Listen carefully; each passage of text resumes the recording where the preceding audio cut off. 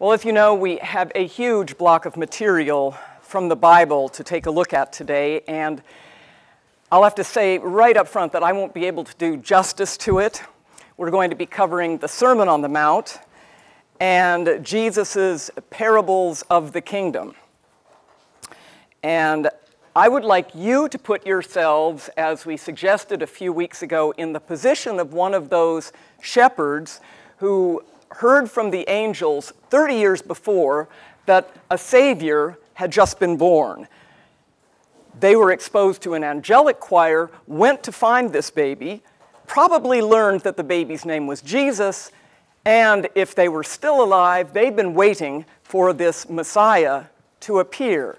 So I'd like you to be in their shoes as you perhaps listen to the Sermon on the Mount and then the parables, to see if you would begin to believe that this man is the Messiah, the one that you saw as a baby. I'd like just to give you a framework for thinking about the Sermon on the Mount. It's Jesus' inaugural address, if you will. It's his king's speech, because he is the Lord of the kingdom. And he begins by saying, "Blessed are the poor in spirit, for theirs is the kingdom of heaven." This is in the present indicative tense. In other words, he's saying that these poor are blessed right now. Theirs is the kingdom right now. This is not future, and it's not would that it were so. It is a fact that Jesus is proclaiming. So who are these poor? Who is he alluding to who are the poor in spirit? Well, there are two words in the New Testament for poor.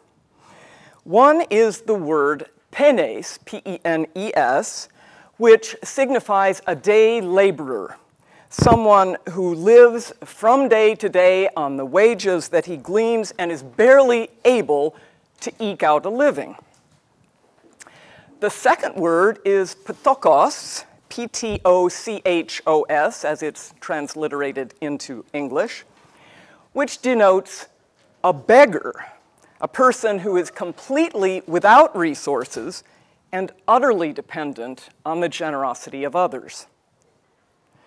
Now, in our world, by our own logic, it would be normal for Jesus to use the first word, penes, to describe those to whom the kingdom of heaven belongs. Blessed are the people who work hard, who do the right thing, who observe the rules from day to day. After all, we say God helps those who help themselves. But that isn't the word that Jesus uses. He uses the word ptochos, and by that he signifies that the kingdom of heaven belongs to complete beggars, people who come to God with empty hands. They're unable to offer him anything whatsoever. Those people inherit the kingdom, the people who somehow are aware that they have absolutely nothing that they can give the king.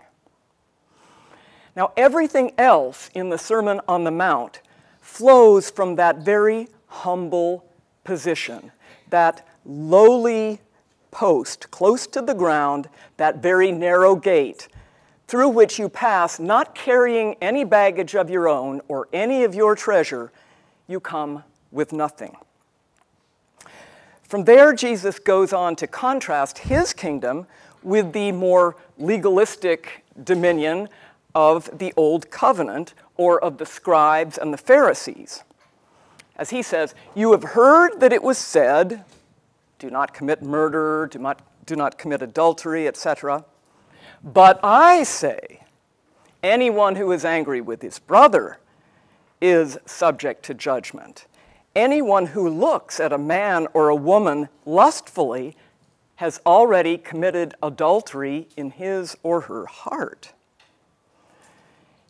You have heard that it was said, an eye for an eye and a tooth for a tooth, but I tell you that if you're struck on one cheek, turn the other cheek and be struck on that one also.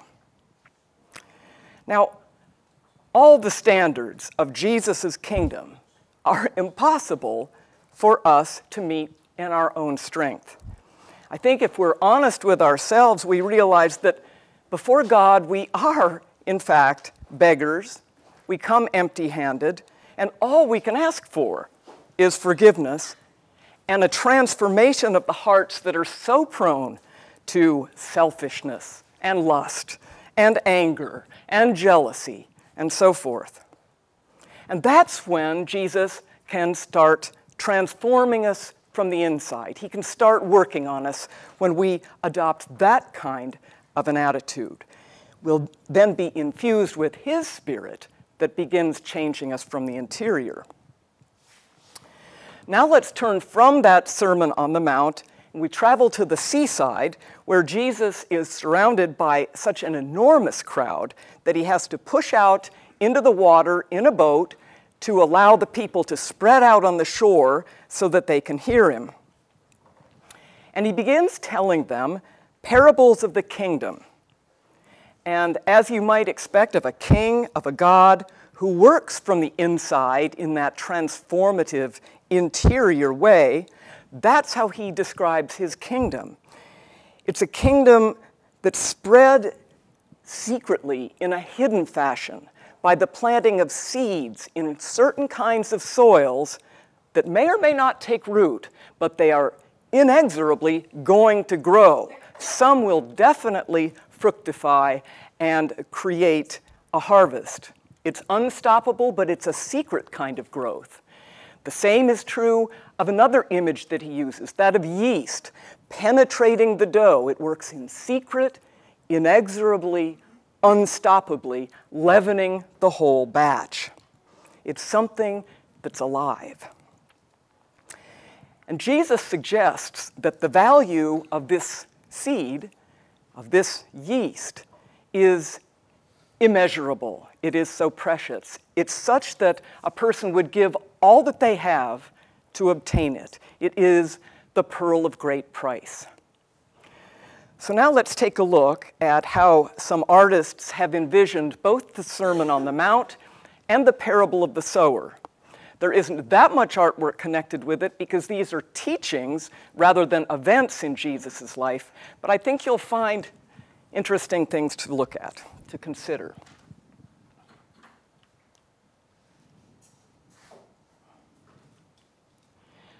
I want to begin just by getting you in mind of where you are by the Sea of Galilee for the Sermon on the Mount. The sea is before you.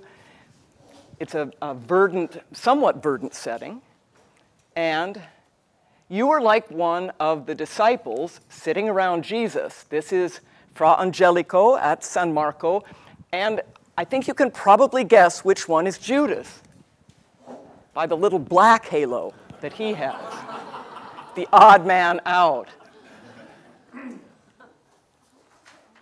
We go again to the Sistine Chapel where we were the last time we were together, and a big fresco by Cosimo Rosselli, in fact, two, because this one of Jesus, who is here, preaching the Sermon on the Mount, opposes on the other wall this image, which is also by Rosselli, of Moses with the Ten Commandments.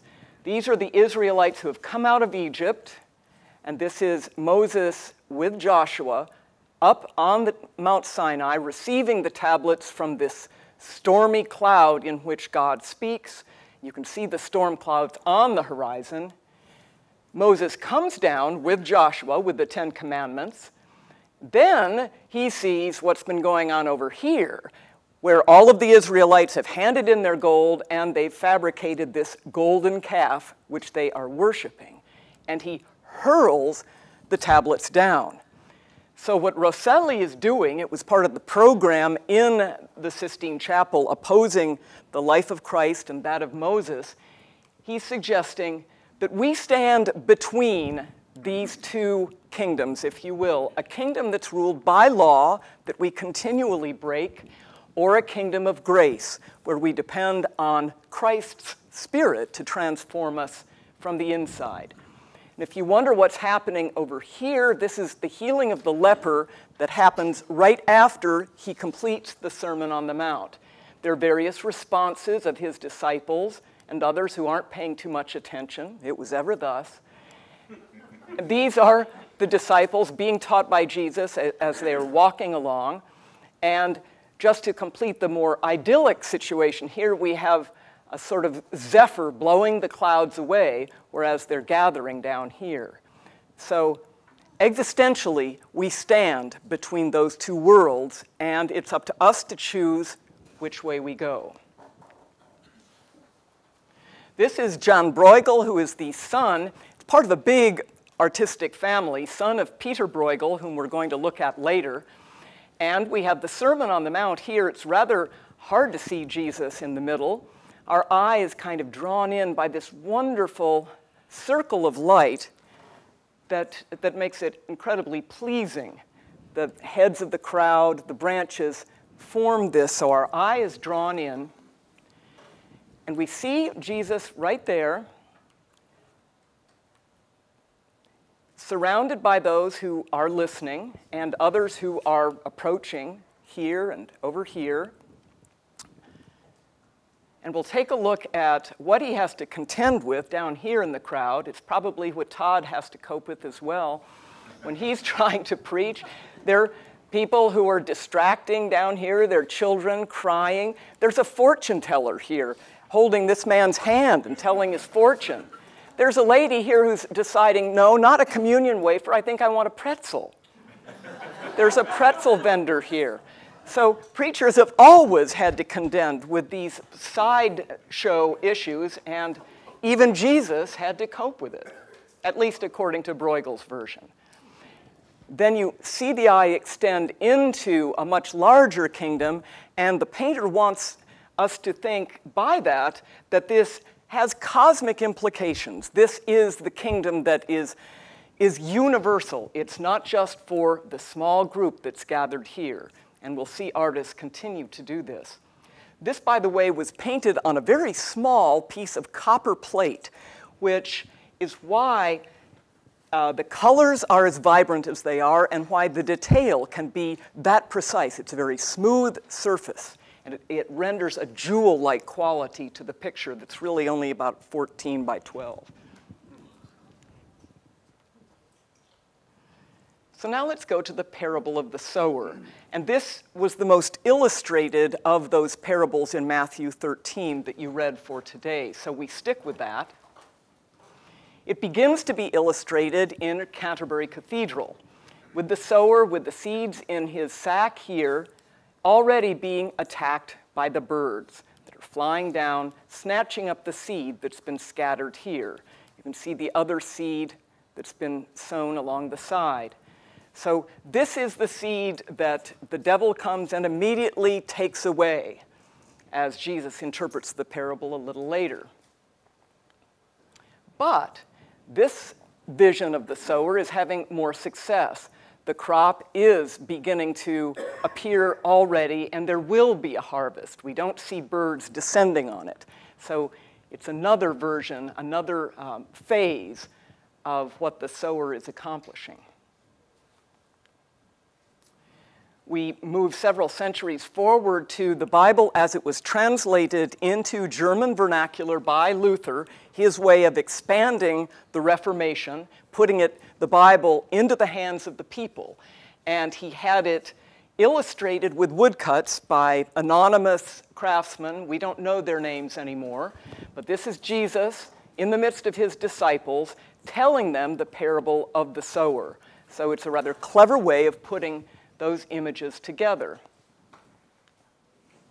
Same idea here, except this is Jesus with two disciples telling them about the parable of the tares or the weeds that the devil sows while the landowner sleeps. Once again, you remember the little talon feet we had before that Tim liked so much. I think he even brought it out in church. So there you have him again with his little horns and a little tail sowing mischief. This is Peter Bruegel, the father of John that we saw earlier, a much larger picture, and yet it looks, because it's so magnificent, even larger than it is. It's probably a little under, I don't know, it's about 3 feet by, yay. So fairly large. And it takes you a while, since there's so much detail and wonder in it, to really detect the sower. But he is there. And that's a close-up with some birds back here, probably some chickens, who may attack the seed. And way down there on the shore is the setting for this, where the crowds are coming to Jesus and he is telling them the parables of the kingdom, and in this instance, the parable of the sower. And you can see how the painter draws your eye into it by devices we've seen before, roads that take your eye back. You see a horse, you see a steeple, you look down here, you see the boat, and the water takes you back in the same way that a road does out into this universal setting that is magnificently done because you've started with the deep, deep greens, and by aerial perspective, they begin to fade into blue until it almost washes out, which is the other way, rather than doing mathematical perspective, that the painter can indicate distance to you, drawing your eye further and further back.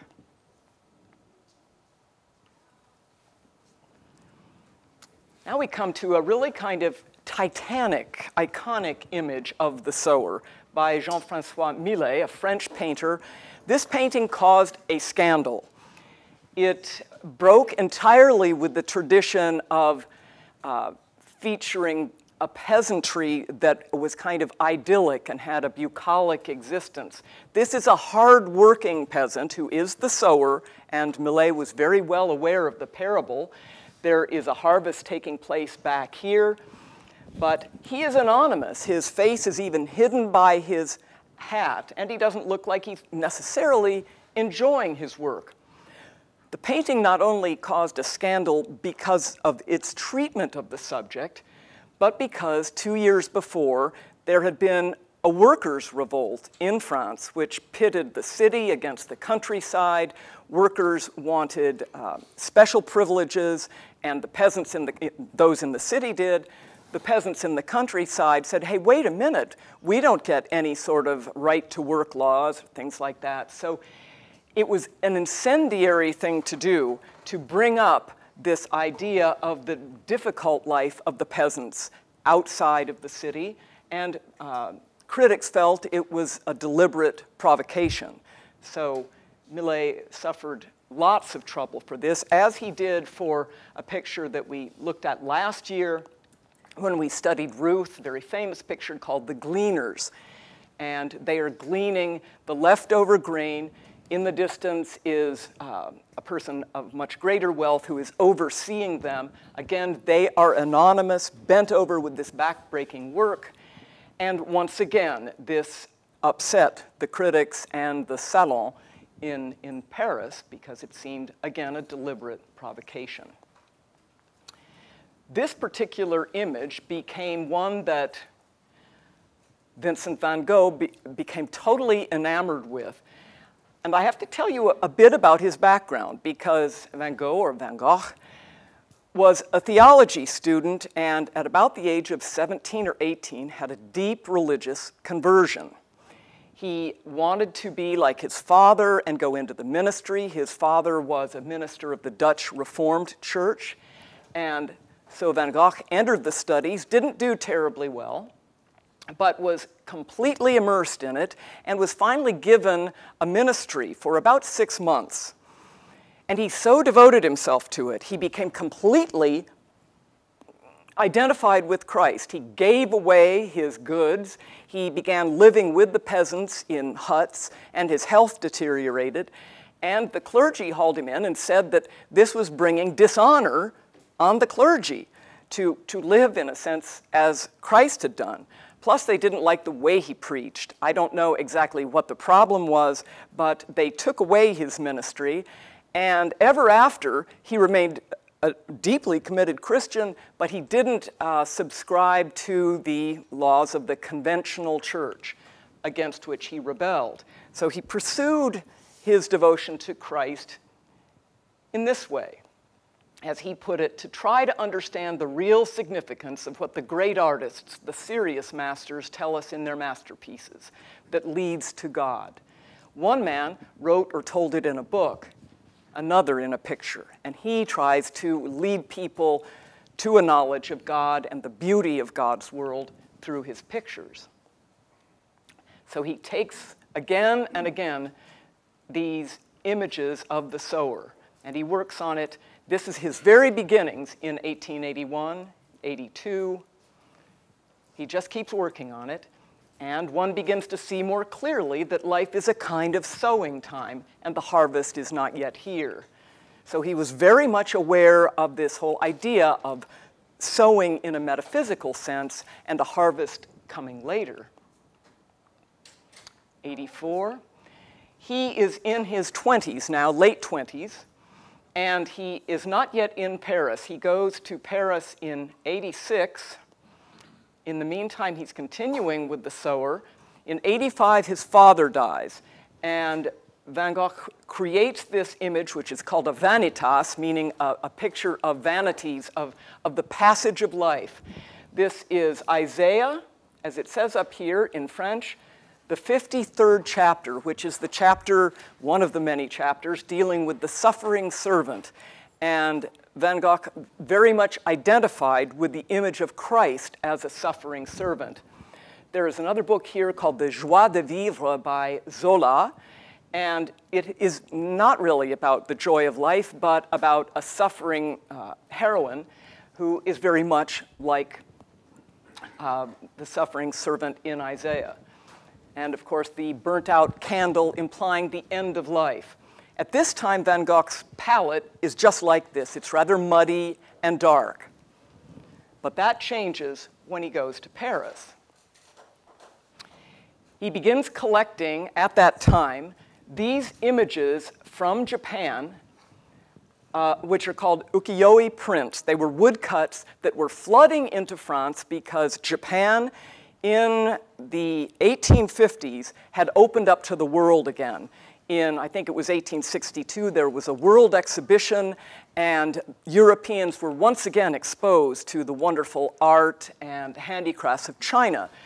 So Van Gogh fell in love with the beautiful colors and the simplicity of these prints, and he began collecting them, and of course, as he did here, imitating them. As many a master does. They take an image, whether it's Millet or a Japanese master, and try to reproduce it in their own fashion. Now he's in Paris, and he's been exposed to the Impressionists. He's met Monet, Renoir, Pissarro, and he's seen the power of brushwork, not the smooth kind of brushwork that we saw with Leonardo, and the beautiful color transitions where you can't even see where one color blends into the next. No, he sees the power of making your brushstrokes visible and of using complementary colors that fight with each other to make the image pop off the canvas. He writes to his brother Theo, and we have hundreds of his letters saved by Theo's widow, telling him, I'm working on a sower, and he tells him that the great field is all violet, and he underlines that. The sky and the sun very yellow. It's a hard subject to treat. He's really into it, though, and he keeps coming back to it, getting more and more excited. This time in French. He wrote the last one in English. He actually knew both Dutch and French and English, some German, quite a linguist, actually, as many people from that part of the world are. Here he's talking again about the earth, this terrain that's being labored, being plowed, and he talks about the color of the sky, that he wants to be yellow. He begins making it more precise here. You can see how he wants to do the brushstrokes and the grain, each area having its own kind of stroke. More precise yet with the sun, which for Van Gogh was a symbol for God himself. Again and again, the divinity of the Lord being present front and center. And this is the result. Very, very different from any of the art that he's been doing heretofore. You can see the complementary colors that he uses, the blues and the yellows, going against each other, if you will, the greens and the yellows of the sky, just as he said he was going to do when he wrote his brother. Your eye begins to go back here in this row and then is stopped. You see the birds that are following. And the sower has become much less important because Van Gogh begins to illustrate the larger field of life, the universe that is under the sun, being fructified, being made fertile, a much bigger vision of what's going on. He loved the image of the harvest. He had gone down south by this point. He left Paris. He thought he would find, for some reason, a more Japanese environment in the south of France. He went to Provence, where he was exposed to these sunlit fields that he had never seen in his native country, which is much darker, much rainier. And he was really literally blown away by the yellows and the blues. And he brings them out, and you can see again almost panes of color. His technique is called, at this point, cloisonné, which means like a stained glass window. In metal strips, you put one particular color that can be juxtaposed with others. And that's almost what he's done here, almost like lead panels making the fields visible. You'll see more of this. The haystacks, the activity in the field, and everything with its own particular kind of brushstroke. He's incredibly prolific at this point. And know that he only has 2 years to live. He will die in 1890, and he's already having fits of madness. He suffers from what we would call bipolar disorder, and when he's down, he's self-destructive. He drinks too much. At several occasions, he tries to take his life. He ends up succeeding. He attacked his buddy Gauguin, whom he had brought down south. He hoped to found an art school. But when he went after Gauguin with a knife, Gauguin decided maybe it wasn't going to prolong his life to stay there as a fellow artist. So he left, and Van Gogh was on his own, institutionalized a number of times. Here again, we see the cloisonné technique, so that you have fields of color separated by almost black lines, the greens, the blues, each with their own brushstroke. Again, thick impasto kind of painting. He doesn't hesitate to have the brushstroke show. He also doesn't hesitate to show the city of Arles in the background, because he's making it contemporary as well as eternal in a sense. You have the eternal sower, you have the reaper here, but you also have the city. And the word is being sown in the very place where he's living at this time. I bring you back to the Japanese prints because Van Gogh was so taken by them. And if you notice what this one does, as happens in a lot of Japanese prints, it takes your eye, in your imagination, outside of the picture. The tree is bigger than the picture, and you are made to think of a larger world. Van Gogh used the same technique. He imitates it here, because he's so drawn into it, and adds his own Japanese characters here. Then he begins getting ideas that he writes about to his brother. Then I made another study of a plowed field with the stump of an old yew tree like this one. So there you have it. How are you, and have you done anything in Brussels? I shake your hand, write us soon, indicating that he's human as well as being a great artist. So remember those two images.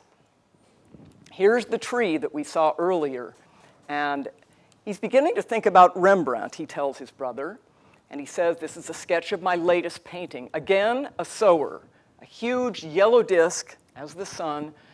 The sky is green and yellow and pink clouds, violet earth, the sower, and the tree, Prussian blue. Therefore, nothing to do with reality exactly. And he couldn't have cared less whether it resembled what it actually was. You see it in its finished canvas here, on canvas, a much more vivid, again, the cloisonné, portioned off. And it's a darker image because it's a sunset. And Van Gogh was very fascinated by the idea of painting darkness within the light.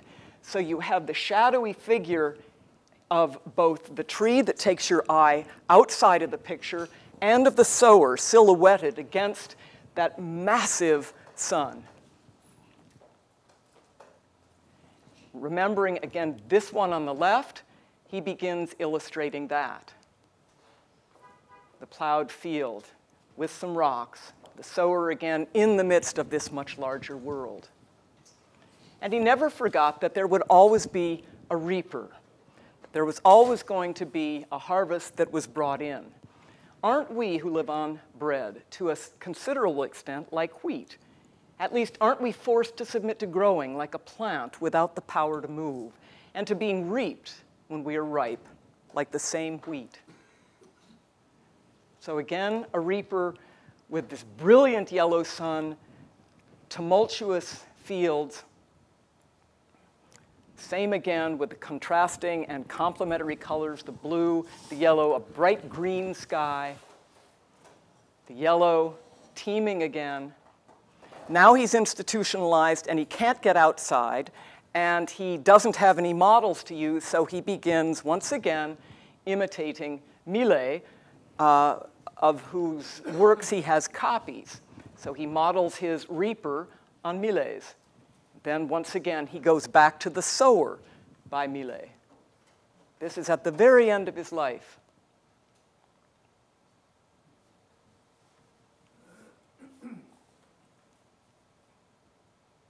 For I see in this reaper, the one you just saw, a vague figure toiling away for all he's worth in the midst of the heat to finish his task. I see in him the image of death, in the sense that humanity might be the wheat he is reaping. So it is, if you like, the opposite of the sower, which I tried to do before. But there's no sadness in this death. This one takes place in broad daylight with a sun flooding everything with light of pure gold, the light of God. At this time, he also is inspired by Delacroix, and he gives Christ, in this Pietà, his own features, his own red hair and beard, in two images. And I'll show you the Delacroix here on the left. And you can see his idea of death here is not a sad one so much as it is lit by that light that for him signifies the presence of God, who is ultimately the reaper as well as the sower. And at the end of his life, these are some of the last images he created. He's once again thinking of the sower. In the rain,